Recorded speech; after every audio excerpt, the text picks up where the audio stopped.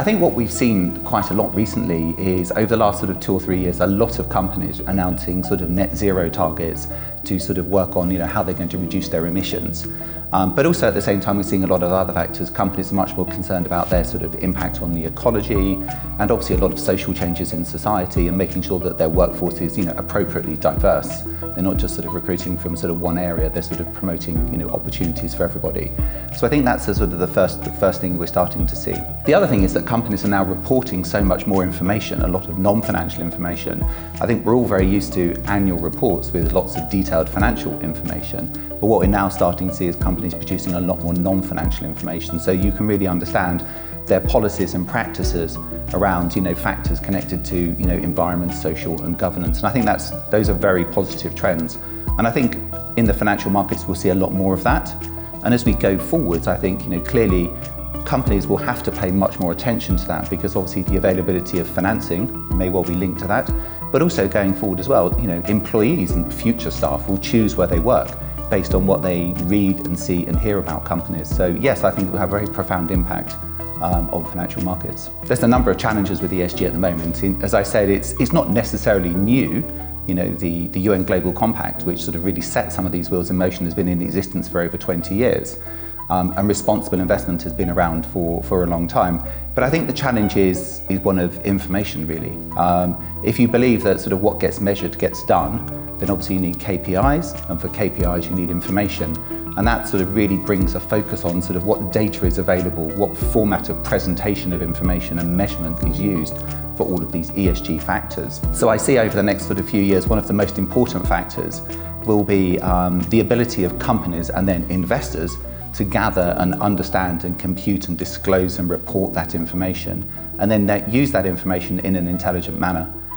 And I think that's probably going to be one of the big sort of things that we see over the coming sort of few years. Well, I'm very encouraged by what KCM is doing to be at the sort of the forefront of ESG. I think there's a number of sort of very positive initiatives that are going on in terms of sort of participation in sort of signing up to sort of global standards and sort of global principles, which is very important. But also not only sort of thinking about it as a company, but also thinking about it across its entire investment portfolio and engaging with the companies in which KCM is investing to understand, what they're doing around sort of ESG. This is though a journey. It's not all going to happen in a day or a week. It's a journey. It will take some time. But I think it's extremely positive, and I think the stakeholders, or KCM stakeholders, should be very pleased, I think, by the initiatives that the company is pursuing now and the speed with which it's doing it. Well, in 2020, we have revised our strategy and identified development of sustainable business practices based on internationally recognized ESG standards as one of our strategic goals. Since we began the transition towards the concept of responsible investments, we have reviewed our internal policies, developed a legal framework which enabled us to integrate an assessment of ESG-related risks into our investment policy. Our end goal is to evaluate ESG-related factors and risks during the whole lifespan of our portfolio companies. Not only will it assist in maximizing profit during the exit stage, but as shareholders, we are strongly interested in our projects being sustainable and less vulnerable to external factors. As a key Kazakhstani private equity fund, we represent the interests of our country while working with sovereign funds and other institutional investors.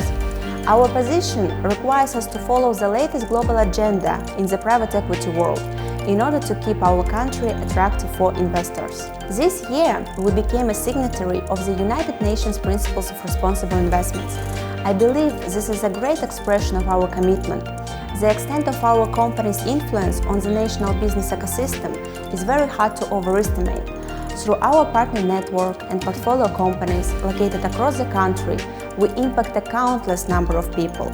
This is why we are working with our portfolio companies to ensure efficient management of ESG-related risks and increasing transparency of our operations.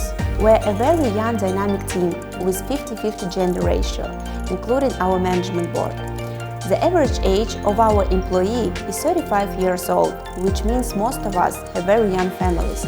Of course, this makes us think about the future, the environment our children will inherit, and realizing that you can make an impact right here by supporting greener, cleaner and safer projects is what keeps us all constantly aware and willing to do more to create a positive impact.